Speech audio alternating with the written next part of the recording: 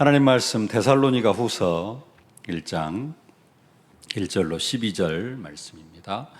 함께 봉독하겠습니다.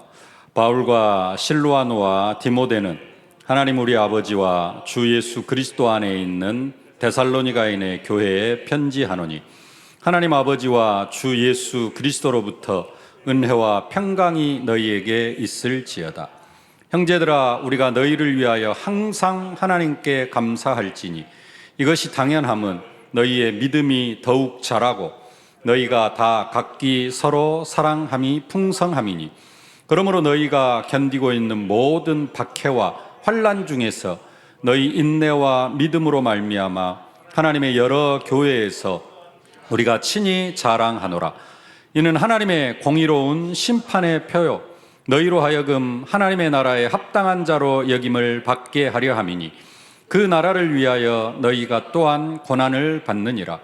너희로 환난을 받게 하는 자들에게는 환난으로 갚으시고 환난을 받는 너희에게는 우리와 함께 안식으로 갚으시는 것이 하나님의 공이시니 주 예수께서 자기의 능력의 천사들과 함께 하늘로부터 불꽃 가운데 나타나실 때 하나님을 모르는 자들과 우리 주 예수의 복음에 복종하지 않는 자들에게 형벌을 내리시리니 이런 자들은 주의 얼굴과 그의 힘의 영광을 떠나 영원한 멸망의 형벌을 받으리로다.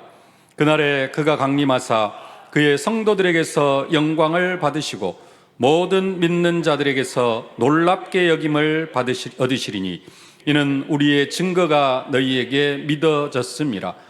이러므로 우리도 항상 너희를 위하여 기도함은 우리 하나님이 너희를 그 부르심에 합당한 자로 여기시고 모든 선을 기뻐함과 믿음의 역사를 능력으로 이루게 하시고 우리 하나님과 주 예수 그리스도의 은혜대로 우리 주 예수의 이름이 너희 가운데서 영광을 받으시고 너희도 그 안에서 영광을 받게 하려 함이라. 아멘. 데살로니가 전서를 마치고 데살로니가 후서를 보면서 오늘 메시지 제목은 공의의 하나님이라는 제목입니다. 하나님은 공의의 하나님이십니다. 5절 말씀 함께 한번 봉독하실까요? 이는 하나님의 공의로운 심판의 표요 하나님 나라에 합당한 자로 여김을 받게 하려 함이니. 그렇게 말씀하시고요.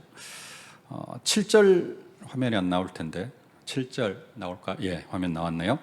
환난을 받는 너희에게는 우리와 함께 안식으로 갚으시는 것이 하나님의 공이시니 그럽니다.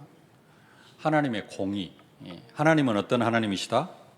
공의의 하나님이시다. 공의의 하나님 들어보셨죠? 무슨 뜻일까요?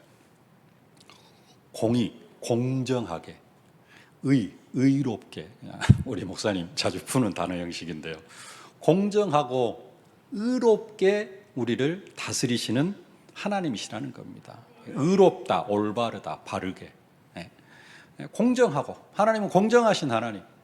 또 의롭게, 공정하게 우리를 다스린다라는 겁니다. 올바르게 다스리는 하나님이시라는 겁니다. 공정하고 올바르게 의롭게 다스리시는데 그 공의는 어떤 면에서는 세상의 법을 좀 뛰어넘는 그러한 다스림이십니다. 그러면서 궁극적으로 하나님의 공의는 뭐냐면은 일단은 구원과 심판으로 나타나고요. 그 공의로 인하여서 또 우리에게 의로운 삶, 그것을 요구하시는 것입니다. 하나님은 우리를 다스릴 때 뭘로 다스리냐? 우리는 보통 뭘 많이 이렇게 강조가 되어졌냐면은 사랑의 하나님이 많이 강조가 되어졌습니다. 근데 그 사랑에도 항상 함께 따라가는 것은 공의의 하나님이에요. 근데 우리는 그 공의의 하나님에 대해서는 별로 이렇게 생각을 안 합니다. 그리고 또 왜 공의에 대해서 많이 생각을 안 하느냐? 공의는 조금 어려워요. 그리고 공의는 조금 믿음이 이렇게 장성한 사람들에게나 먹히는 부분이에요. 아주 어린 아이들한테, 어린 아기한테는 공의가 별로 그렇게 중요하지가 않아요. 그리고 뭐가 중요해요? 내가 무조건 너를 사랑한다. 예. 잘못해도 용서했다. 예. 내가 너를 사랑한다. 그러면 어린아이들은 그냥 다 풀어져요. 근데 점점 신앙이 성장하면은 뭐가 들어가야 되느냐? 공의의 하나님. 이게 이제 먹혀져 들어가야 됩니다. 근데 그 부분을 필요 없을 수도 있지만은 세상이 약하기 때문에 공의의 하나님을 우리가 알아야 됩니다. 공의의 하나님. 공의의 하나님이라는 말은 죄를 짓는 자에게는 벌을 내리시고 의로운 자에게는 상을 주시는 분이다. 좀 피부에 와 닿게 이야기를 하면 그런 부분입니다. 죄 짓는 자에게는 벌을 내리시고 믿음으로 살아가는 자에게는 나타나는 응답으로 하나님께서 은혜를 더하여 주시겠다라는 겁니다. 신명기 7장 9절로 10절 말씀을 보십시다. 그런즉 너희는 알라 오직 내 하나님 여호와는 하나님이시요 신실하신 하나님이시라. 그를 사랑하고 그의 계명을 지키는 자에게는 천대까지 그의 언약을 이행하시며 인내를 베푸시되 그를 미워하는 자에게는 당장에 보응하여 멸하시나니 여호와는 자기를 미워하는 자에게 지체하지 아니하시고 당장에 그에게 보응하시느니라. 이 말씀도 내 나름대로 해석을 할 수가 있어요. 여러 가지 해석. 하나님 나에게 보응을 하시느냐? 미워하는 자, 나는 하나님을 사랑하느냐? 나는 하나님을 사랑하는 자다. 이제 그렇게 또 해석을 하고 그래서 나에게는 하나님께서 보응하지 않으신다. 이제 이런 부분들 그렇게 또 해석을 할 수도 있습니다. 그리고 또 이 부분은 어떤 면에서는 구약 성경 아니냐, 구약의 율법에 가깝지 않느냐라고 생각을 할 수도 있습니다. 로마서 2장을 보겠습니다. 함께 봉독하십시다. 악을 행하는 각 사람의 영에는 환난과 권고가 있으리니 먼저는 유대인에게요 그리고 헬라인에게며 선을 행하는 각 사람에게는 영광과 존귀와 평강이 있으리니 먼저는 유대인에게요 그리고 헬라인에게라. 악을 행하는 사람은 불신자고 선을 행하는 사람은 믿는 자다? 그게 아니에요. 똑같습니다. 악을 행하는 각 사람에게는. 근데 그 사람이 먼저는 유대인에게요 그리고 헬라인에게라. 선을 행하는 각 사람에게 먼저는 유대인에게요 그리고 헬라인에게로. 악을 행하는 사람은 불신자고 선을 행하는 사람은 신자다, 이런 개념이 아니에요. 근데 우리는 해석을 할 때 또 어떻게 받아들이냐? 악을 행하는 불신자는 악을 행하고 우리는 선을 행하고 그래서 우리에게는 영광과 존귀와 평강이 있고, 그 말은 아니거든요. 그렇죠? 근데 이제 방금 제가 해석한 대로 많이 해석을 하려고 합니다. 무슨 말이냐? 하나님은 공의의 하나님. 그래서 죄를 짓는 자에게는 하나님께서 반드시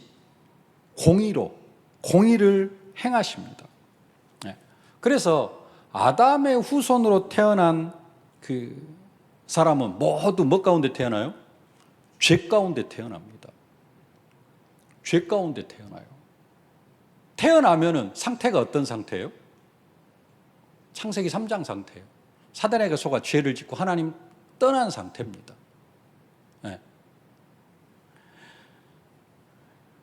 야곱이 에서의 발뒤꿈치를 잡고 태어났어요. 야곱이 에서의 발뒤꿈치를 잡고 태어난 것은, 발뒤꿈치를 잡고 나온 것은 믿음입니까? 창세기 3장입니까? 창세기 3장이에요. 불신자 상태로 태어나요. 에서도 야곱도 다. 아담 이후로 태어나는 사람은 다 죄인으로 태어납니다. 죄인으로 태어나요. 그래서 그 죄인에게는 하나님께서 뭘 행하시느냐? 형벌을 내리십니다. 그 형벌이 크게 네 가지입니다. 네 가지가 뭐냐? 첫째, 영적 사망 상태로 태어납니다. 허물과 죄로 죽었던 너희. 태어날 때 영적 사망 상태로 태어나요. 언제까지? 복음이 들려질 때까지 영적 사망 상태로 살아갑니다. 아주 막 태어난 아기들 귀엽고 얼마나 이쁘고 보라도 있고 했는데 쟤들이 얼마나 귀엽고 그럽니까? 근데 쟤들은 부모에 의해서 길러지는 것이지 현재 상태는 영적 사망 상태라 할 수 있어요. 왜? 복음을 몰라요.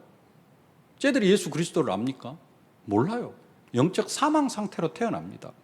그래가지고 이제 어머니의 기도가 있고 부모의 기도가 있고 뭐 이런 것들 때문에 하나님께서 또 보호하시는 것이죠. 어머니의 기도를 들으시고. 그래서 이제 14살이 되면은 입교 또 세례도 받고 이렇게 되어지는 겁니다. 일단은 영적 사망 상태로 태어나고, 영적 사망 상태로 태어나다 보니까 저주와 재앙 속에서 불행하게 살아가요. 평생 그렇게 살다가 형벌, 육신이 죽어요. 그리고는 영원한 죽음, 지옥의 형벌을 받게 되어지는 겁니다.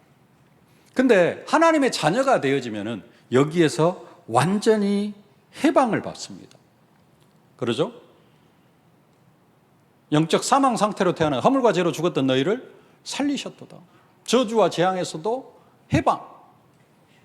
육신의 죽음을 맞이하기는 합니다만 그 죽음이 세상 사람들에게는 지옥 가는 죽음이지만 우리는 천국으로 이사가는 축복의 발걸음이 되어집니다. 그러면 예수 믿는 사람이 죄를 지으면 어떻게 될까요?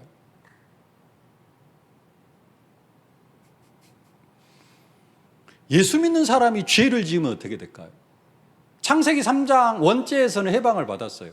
근데 예수 믿는 사람이 죄를 지으면 어떻게 될까요? 지옥을 가지는 않습니다. 지옥을 가지는 않아요. 그래서 한편으로는 죄 지어도 괜찮다, 이제 조금 그렇게 이야기를 하는 겁니다. 영원한 죽음에는 이르질 않아요. 근데 죄를 지어도 괜찮은 게 아니에요. 이스라엘 백성들이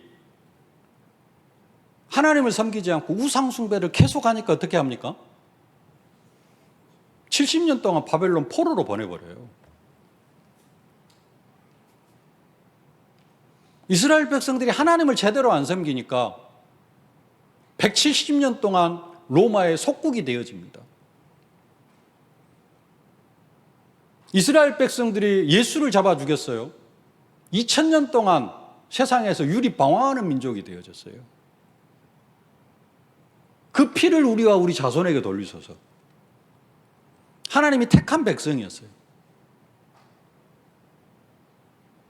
2000년 동안 유리방황하는 민족으로 만들어버리신다니까요. 1945년에서 버젓이 나라를 회복하게 하셨어요.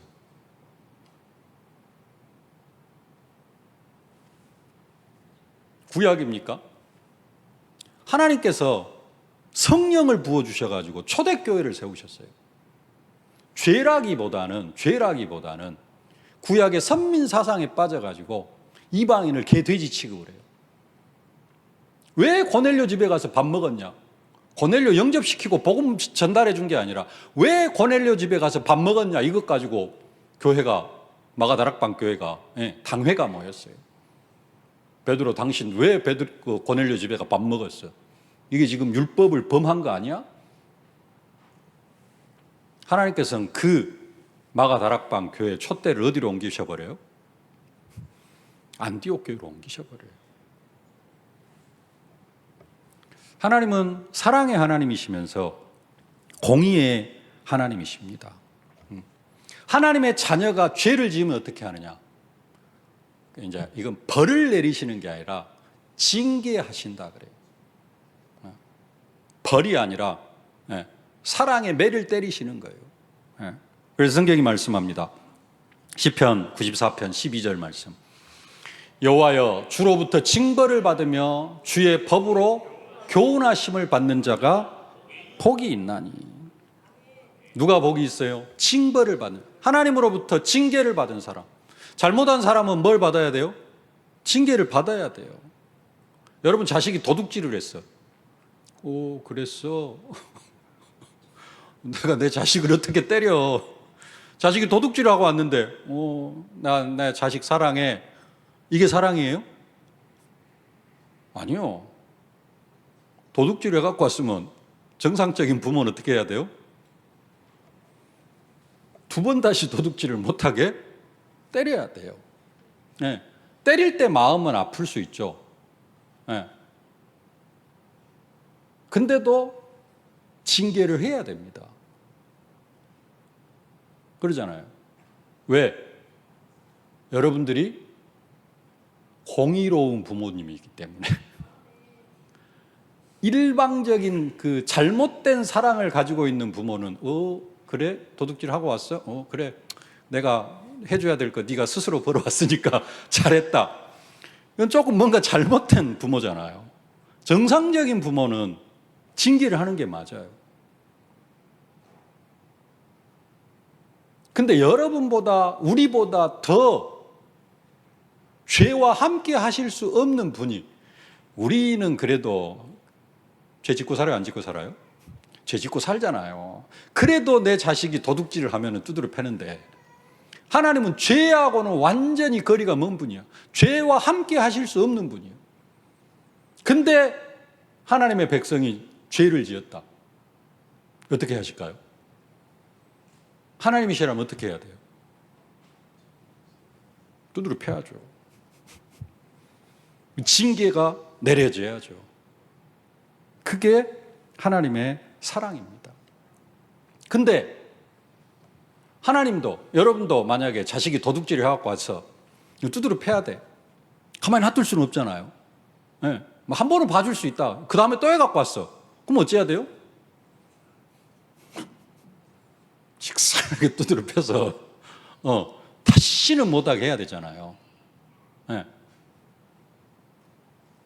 근데 그 때릴 때 마음이 편해요?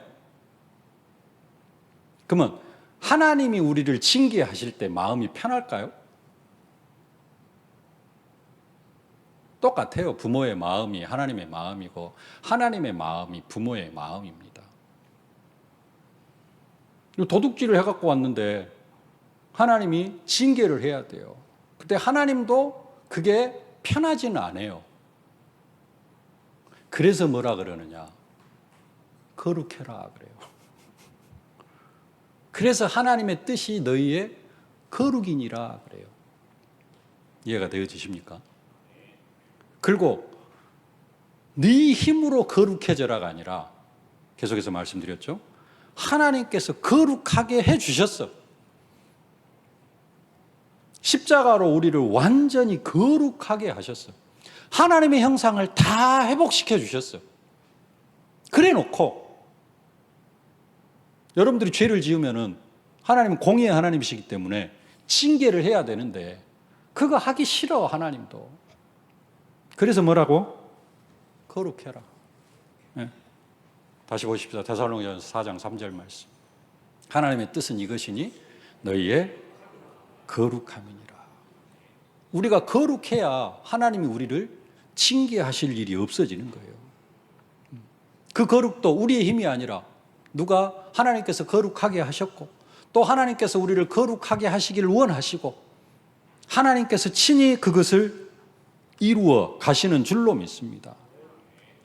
우리는 한쪽 부분이 많이 강조되어져 왔어요, 지금까지. 뭐가? 하나님은 어떤 하나님이다? 사랑의 하나님이다. 하나님이 세상을 이처럼 사랑하사 독생자를 주셨으니 이는 저를 믿는 자만 멸망치 않고 영생을 얻게 하려 하심이라. 하나님 사랑이에요. 죄인을 사랑하시는. 그래요, 우리가 허물과 죄로 죽었던 죄인이었어요. 그 죄인을 사랑해 주셨어요.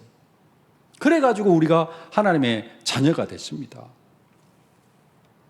근데 그것은 이제 어린아이의 신앙일 때는 그 부분이 많이 강조가 되어져야 됩니다. 근데 신앙이 자라면 자랄수록 우리는 뭣도 알아야 돼요? 공의의 하나님도 알아야 돼요. 근데 사실 하나님의 사랑에는 항상 뭐가 들어가느냐? 공의가 함께 들어가요. 예수님이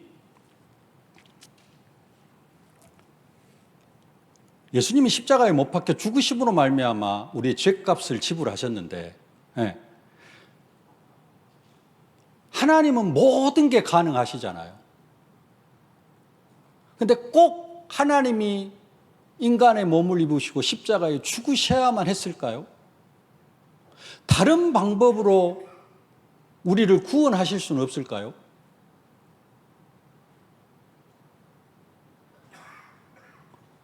우리는 그냥 처음부터 인간이 범죄하자마자 여자의 후손 약속하셨고 또 뭐 성육신 뭐 약속하셨고 그렇기 때문에 우리가 그렇게 받아들입니다.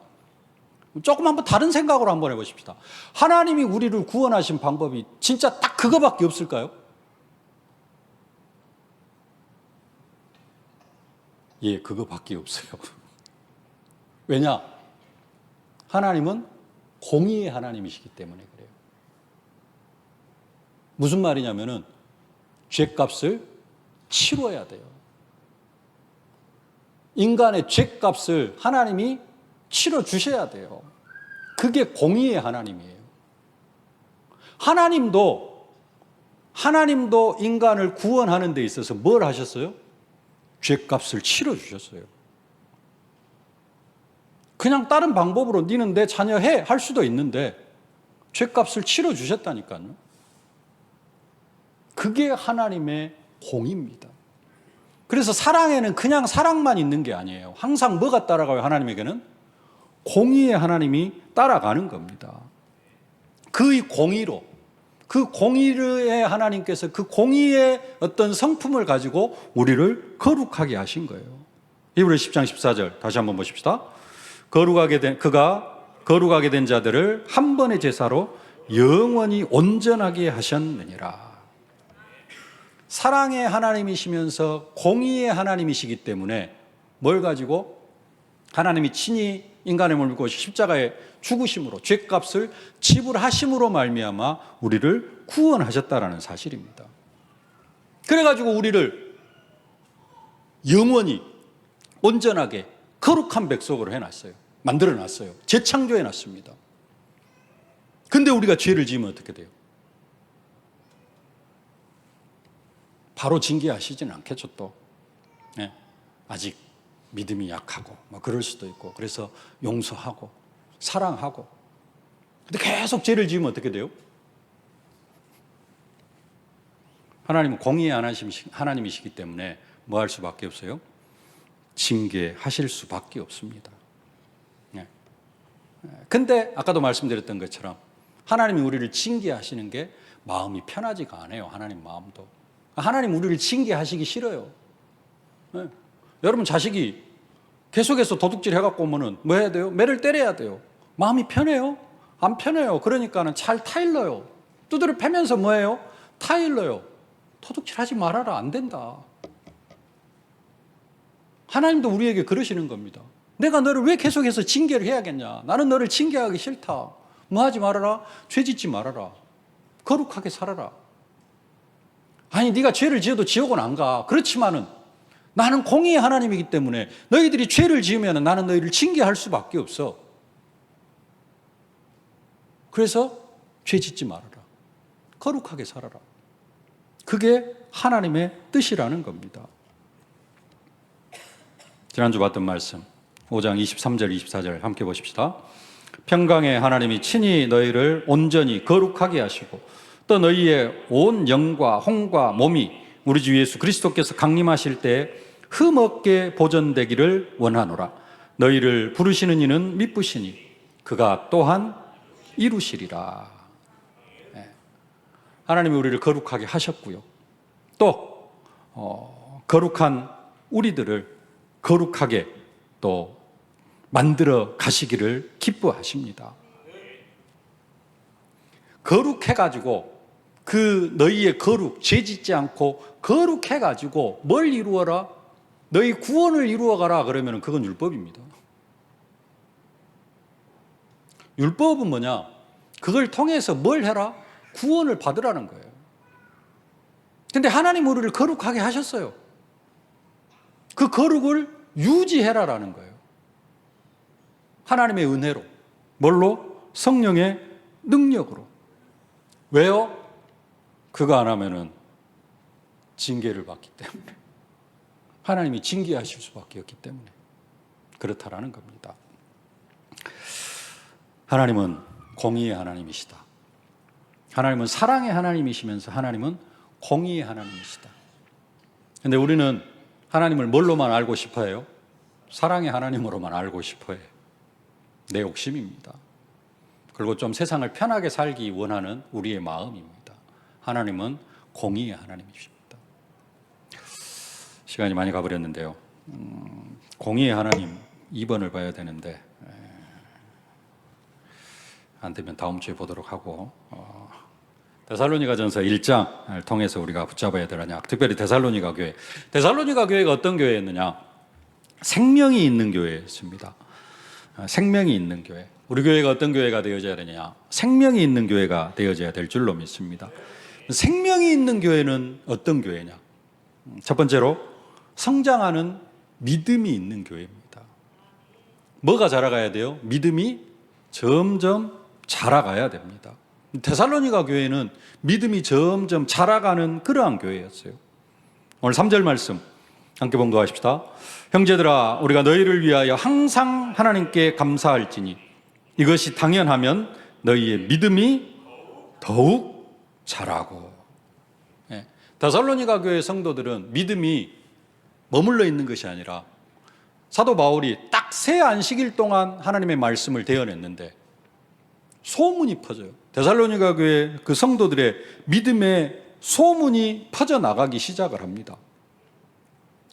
그래서 믿음이 자라가고 있다라고 그렇게 칭찬을 하고 있는 겁니다. 믿음도 여러 종류의 믿음이 있어요. 아름답도다 믿음이여 그랬는데 어린아이 같은 믿음이 아니라 믿음이 어린아이의 수준에 있는 사람도 있어요. 어린아이 같은 믿음과 어린아이의 수준의 믿음은 다릅니다. 어린아이 같은 믿음은 순수하고 진짜 말씀을 그대로 받고 이런 믿음이고, 어린아이 수준의 믿음은 좀 뭐랄까요, 낮은 믿음, 그런 믿음입니다. 고린도서 3장 1절 말씀 함께 봉독하십시다. 형제들아, 내가 신령한 자들을 대함과 같이 너희에게 말할 수 없어서 육신에 족한 자 곧 그리스도 안에서 어린아이들을 대함과 같이 하노라. 육신에 속한 자 같은 그런 사람을 뭐라 그래요? 어린아이 같은, 어린아이들을 대함과 같이. 신령한 자들에게는 조금 그리스도의 풍성한 비밀도 이야기해야 되는데 그렇게 말을 하면 못 알아들어. 그래서 육신적으로 육신에 속한 자 같이 어린 아이들을 대함과 같이 사도 바울이 고린도 교회에다가 편지를 해요. 지금 고린도서 3장 1절이잖아요.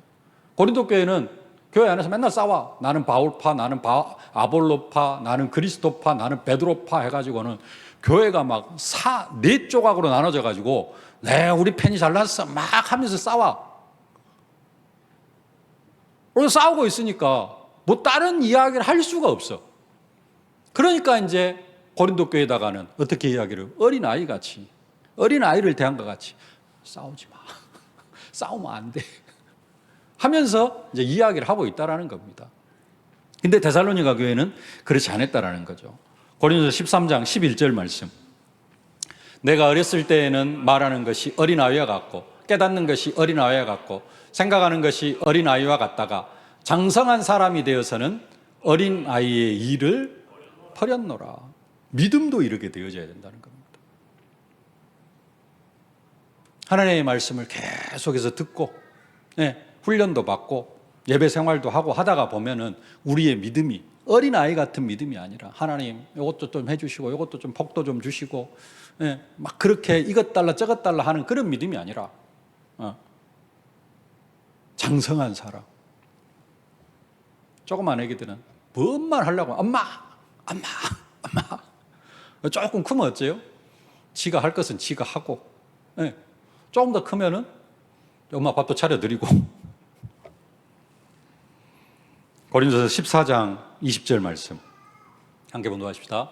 형제들아, 지혜에는 어린아이가 되지 말고 악에는 어린아이가 되라. 지혜에는 장성한 사람이 되라. 우리의 믿음도 점점 더 장성한 그러한 사람이 되어져야 될 줄로 믿습니다. 고린도서 14장, 에베소 4장 13절 말씀 함께 봉독하십시다. 우리가 다 하나님의 아들을 믿는 것과 아는 일에 하나가 되어 온전한 사람을 이루어 그리스도의 장성한 분량이 충만한 데까지 이르리니. 데살로니가 교회는 딱 새 안식일 말씀 전해놓고 왔는데 믿음이 점점 자라고, 어린아이 같은 믿음이 아니라 믿음이 자라고 장성한. 뭘 보니까 그러느냐. 데살로니가 교회에서 왜 사도 바울이 새 안식일밖에 복음을 못 전했어요? 핍박, 깡패들을 동원해가지고 예수 믿는 사람 막 잡아 죽이려고, 사도 바울 잡아 죽이려고 하니까. 근데 사도 바울만 잡아 죽이려고 하는 것이 아니라 데살로니가 교인들, 헬라인과 기브인과 야손 어떻게 했어요? 감옥에 가다 버렸어요. 그 깡패들 동원해가지고. 그런데도 불구하고 보통 깡패들 동원해가지고 핍박이 일어나면 어째요? 아이고, 예수 믿으니까 더 힘드네 하면서 믿음을 포기할 건데 데살로니가 교회는 그렇지 않았다라는 거예요. 그 환난과 핍박 속에서도 믿음을 지키고, 그것 딱 보고 그런 정도로 끝나는 게 아니라, 와, 데살로니가 교회가 그 믿음의 소문이 마게도냐, 어디까지? 빌립보에서 고린도까지 엄청난 거리입니다. 1000km, 1500km 엄청난 거리예요. 거기까지 막 소문이 났어요. 그래서 믿음이 점점 자라고 있는 게 보여진 겁니다. 그게 생명이 있는 교회예요. 진짜 생명이 있는 교회. 생명이 있으면 와요? 자라게 되어져 있어요. 성장이 멈춰버렸다. 내 신앙의 성장이 멈춰버렸다. 이건 심각한 겁니다. 사람은 한 20살, 30살까지 자라다가 20살까지 자라면 육신의 성장은 멈출 수 있습니다. 근데 영적인 성장은 어디까지 자라가야 돼요? 그리스도의 장성한 분량이 충만한 데까지 자라가야 됩니다. 우리의 믿음도 그리스도의 장성한 분량이 충만한 데까지 자라가야 될 줄로 믿습니다. 두 번째로 데살로니가 교회는 어떤 교회였느냐? 서로 사랑함이 풍성한 교회였습니다. 오늘 3절 말씀 다시 한번 함께 봉독하십시다. 형제들아, 우리가 너희를 위하여 항상 하나님께 감사할지니 이것이 당연함은 너희의 믿음이 더욱 자라고 너희가 다 각기 서로 사랑함이 풍성함이니. 서로 사랑함이 풍성함. 뭐 할 수 있어야 돼요? 교회 안에서는 사랑이 넘쳐야 됩니다. 그게 생명이 있는 교회고, 또 사랑이 풍성한 게 또 한편으로는 믿음이 자라는 겁니다. 창세기 3장이 뭐예요? 창세기 3장, 6장, 11장에서 창세기 3장이 뭡니까? 나중심. 창세기 6장, 육신중심. 창세기 11장, 성공중심. 이게 12가지 문제 중에 한 가지인데요. 창세기 3장, 나중심. 교회 안에서도 나중심인 사람이 있어요. 나 혼자 신앙생활하는 사람이 있어요. 나밖에 모르는 사람이 있어요. 교회 안에서 전혀 교류가 안 되어져. 이게 뭐냐면은 교회를 나 혼자 다니는 거예요. 교회는 그게 아닙니다. 지체고 가족이고. 교회 안에서는 집사님, 권사님도 합니다만은 요즘 많이 사라졌는데 중고, 대학 청년들까지는 호칭이 뭐냐면은 형제 자매예요. 형제 자매. 진짜로 형제 자매라는 거예요. 예수 한 피 받아 한 몸 이룬 형제요, 자매들이요. 그렇지 않으면은 혼자 교회 다니는 사람, 그 사랑함이 없는 거예요. 그 사람은 성령의 충만과는 조금 거리가 먼 거예요. 왜요? 성령의 열매가 첫 번째 사랑이거든요. 갈라디아서 5장 22절, 23절 보십시다. 오직 성령의 열매는 사랑과 희락과 화평과 오래 참음과 자비와 항상과 충성과 온유와 절제니 이 같은 것을 금지할 법이 없느니라. 성령 충만함 속으로 들어가면은 뭐 하게 되어져 있어요? 사랑하게 되어져 있어요. 다른 사랑이 아니라 그리스도의 사랑으로, 구역이 있으면 구역 식구들을 사랑하게 되어져 있고, 성령 충만하면 그리스도의 사랑으로 교회 식구들을 사랑하게 되어져 있어요. 그래서 데살로니가 교회는 그게 풍성했다라는 겁니다. 뿐만 아니라 예수님께서 하신 명령입니다. 요한복음 13장 34절. 새 계명을 너희에게 주노니 서로 사랑하라. 내가 너희를 사랑한 것 같이 너희도 서로 사랑하라. 조금 여러분 거부 반응이 날 수도 있는데 이걸 좀 바꾸면요. 내가 새 율법을 주노니, 예수님께서 하신 말씀이에요. 새 계명을 주노니. 10계명 줬잖아요. 10계명. 그래서 새 계명을 주신다 그래요. 내가 새 계명을 너희에게 준다. 그 말은 무슨 말이에요? 예수님이 주시는 계명, 지켜도 되고 안 지켜도 되고 그런 개념의 계명이에요. 지켜도 되고 안 지켜도 되는 게 아니라 진짜 성령 충만하면은 성령의 열매로 사랑하게 되어져 있고, 예수님께서 주신 계명이기 때문에 뭐 하게 되어져 있어요? 사랑하게 되어져 있어요. 예수님이 새 계명을 너희에게 주노니 뭐 해라? 그냥 사랑하라가 아니라 내가 너희를 사랑한 것 같이. 예수님이 우리를 어떻게 사랑했어요? 십자가에 못 박혀 죽기까지 사랑하셨어요. 그렇게 사랑해라. 그게 예수님께서 우리에게, 예수님 십자가에 못 박혀 죽으시기 전날 밤에 하신 말씀입니다. 서로 사랑하라. 그리고 이방인까지 사랑해라. 그 이방인까지 사랑하는 방법이 뭐냐? 모든 민족, 만민, 땅끝.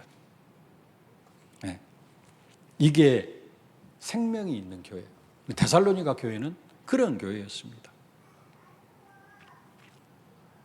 그러면서 데살로니가 교회는 어떤 교회였느냐? 환난 중에 인내와 믿음이 있는 그런 교회였습니다.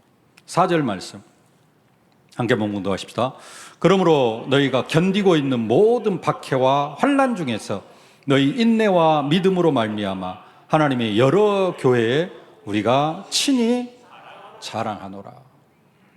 데살로니가 교회, 여러분 데살로니가 교회 하면은 여러분 딱 생각해야 됩니다. 왜 새 안식일밖에 복음을 못 전했다고요? 깡패들을 동원해 가지고 다 감옥에 가다 버렸어요. 데살로니가 교회 성도들을. 근데 이제 보석금 내고, 뭐 우리는 야손이 보석금을 냈다 그러는데 하여간 뭐 그렇게 해석해도 좋습니다만은 하여간 보석금 내고 풀려났어요. 그리고 그 사이에 사도 바울은 데살로니가를 떠나고, 근데 그걸로 끝나는 게 아니에요. 계속해서 데살로니가 지역에 있는 깡패들, 유대인들이 깡패들을 동원해 가지고 데살로니가 교회를 핍박을 해요. 한 번 핍박하는 것을 끝난 것이 아니라 계속 핍박을 하는 겁니다. 근데 그런 핍박 중에서도 뭐 하고 있어요? 인내와 믿음으로 그들이 신앙을 지키고 있는 겁니다. 사단이 공격을 하면은 떠나버린 사람들이 많아요. 네. 하여간 여러 가지 공격을 하니까 다락방 내에서도 그렇게 복음을 증거하던 사람들이 많이 떠나갔고, 우리 교회에서도 사단이 공격을 하니까 그것이 맞는갑다 하고 또 떠나가신 분들도 계시고, 아니면은 뭐 아이고 내가 그런 핍박까지 당하면서 살아가야 돼야 하면서 떠나가는 사람도 있고, 그래도 여러분들은 믿음을 지키고 이렇게까지 남아 계시는 줄로 믿습니다. 오늘 본론은 2번에 있는데 시간이 다 돼서 이 부분은 다음 주에 공의의 하나님 좀 더 구체적으로 말씀을 드리도록 하겠습니다. 근데 데살로니가 교회는 생명이 있어요. 생명이 있으니까. 생명이 있으면 뭐예요? 자라요. 자라면서 뭐까지 맺어? 열매까지 맺어요. 그 열매가 뭐예요? 사랑. 좋은 씨앗이 좋은 땅에 떨어지면 100배, 60배, 30배 결실을 맺는데 그 열매가 뭘로 나타나요? 깨달음이 응답이기도 하고, 성령의 열매는 사랑과 희락과 화평과 가장 먼저 사랑이 넘쳐요. 내가 우리 교회 식구들을 얼마나 사랑하고 있는가. 한편으로는 그게 또 여러분들을 긍정 안 하실 수도 있지만은 성령 충만의 수준일 수도 있어요. 말씀은 잘 듣고 다 깨닫고 막 언약 붙잡고 나아가는데 성도를 사랑함이 하나도 없다. 그것은 조금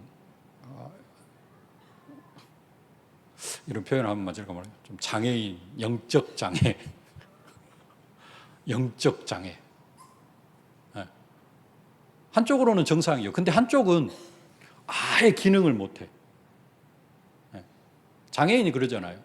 다른 건 다 정상이에요. 근데 한쪽이 정상적인 기능을 못해. 전도도 잘하고 현장에서 양육도 잘하고 또 말씀 붙잡고 포럼도 잘하고 그러는데 교회에서 맨날 나 혼자야. 성령의 열매는 사랑인데. 근데 데살로니가 교회는 핍박이 있어서 그랬는지 어쩐지 모르겠습니다만 더 성도들 간에 사랑이 넘쳤어요. 그게 생명 있는 교회의 특징입니다. 우리 교회가 진짜 사랑이 넘치는 교회가 되어야 될 줄로 믿습니다. 특별히 환난과 핍박, 한국 교회와 또 세상이 전도하는 우리 단체를 많이 핍박하고 이렇게 넘어뜨리려고 하고 있는데 여러분들 그래도 믿음을 지키면서 오직 예수, 오직 그리스도 하면서 이 믿음을 지켜서 감사합니다. 이 부분은 여러분들을 칭찬을 합니다. 감사하고요. 그래서 진짜 우리 교회가 생명이 있는 그러한 교회의 축복, 더 데살로니가 교회를 닮아가는 그러한 응답과 축복을 누려가야 될 줄로 믿습니다. 두 번째 내지는 다음 주에 목사님이 안 계셔서 2부 예배 때 조금 더 다시 한번 구체적으로 함께 나누도록 하겠습니다. 살아계신 아버지 하나님, 은혜와 사랑을 진심으로 감사를 드립니다. 하나님, 공의의 하나님이심을 알게 하심을 진심으로 감사를 드립니다. 공의의 하나님 앞에 아버지 하나님, 정말로 우리의 거룩을 유지해 나아가는 저희들 되게 하여 주옵소서. 공의의 하나님께서 우리를 징계하시기 싫어하셔서 하나님의 뜻이 우리의 거룩이라 말씀하시고 내가 거룩하니 너희도 거룩할지어다 말씀하여 주시니 감사를 드립니다. 아버지 하나님, 하나님의 은혜와 능력으로 우리의 거룩을 유지해 나갈 수 있는 저희들 되게 하여 주옵소서. 데살로니가 교회가 생명이 있는 교회로 성장하는 믿음, 사랑함이 풍성하고 모든 환난과 핍박을 믿음으로 이기고 인내하는 믿음이 있었사온데 하나님, 우리 교회가 생명 있는 교회가 되게 하여 주시옵소서. 우리의 믿음이 어린아이의 수준에 머물러 있지 않게 하여 주시옵시고 그리스도의 장성한 분량이 충만한 데까지 자라게 하시며 나 혼자 교회 왔다 갔다 하는 것이 아니라 아버지 하나님, 정말로 성도 간에 아름다운 사랑의 교제가 있게 하여 주시옵시고 하나님, 많은 환난과 핍박 속에서도 믿음을 지키고 오직 예수하며 우리 세계로교에 남아있는 귀한 믿음의 백성들 하나님께서 축복하여 주시옵소서. 나를 사랑하는 자에게는 천대까지 은혜를 베푸시는 하나님이 공의의 하나님이라 말씀하셨사오니 그 공의를 베푸셔서 하나님 저들을 천대까지 축복하여 주옵소서. 예수님의 이름으로 기도하옵나이다. 아멘. 만왕의 왕이 되신 우리 구주 예수 그리스도의 은혜와 우리 아버지 하나님의 무한하신 사랑하심과 우리를 237 5천 종족 살릴 증인으로 만들어 가시는 성령의 충만하신 역사가 하나님을 사랑의 하나님으로만이 아니라 공의의 하나님으로 알고 우리의 거룩을 유지해 가기를 소망하는, 그래서 100배 응답을 받으며 1000배까지 하나님의 축복을 누리기를 소망하는 모든 주의 백성들 머리머리 위에, 저들의 가정과 자녀, 현장, 산업, 기도 제목 위에 이제로부터 영원토록 항상 함께 계실지어다.